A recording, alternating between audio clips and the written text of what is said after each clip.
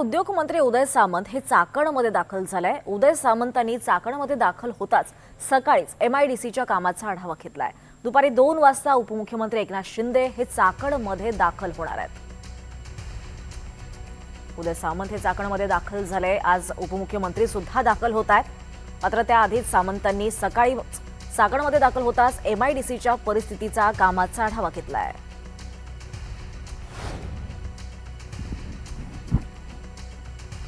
हे दृश्य आपण पाहतोय। चाकणमधल्या कामांचा उदय सामंतांकडून आढावा घेण्यात आलेला आहे। त्यानंतर दुपारी उपमुख्यमंत्री शिंदे सुद्धा दाखल होत आहेत। चाकणमध्ये ज्या पद्धतीनं उद्योगावर परिणाम होत आहेत, रस्त्यांची जी कामं रखडलेली आहेत, त्या सगळ्या कामांचा आढावा उदय सामंतांनी घेतलाय आणि याच प्रश्नांची पाहणी पुन्हा एकदा उपमुख्यमंत्री एकनाथ शिंदे सुद्धा करणार आहेत। अधिक माहिती घेऊयात आमचे प्रतिनिधी विशाल पाटील यांच्याकडनं। विशाल, आपण पाहतोय उदय सामंत या सगळ्या कामांची पाहणी करतायत।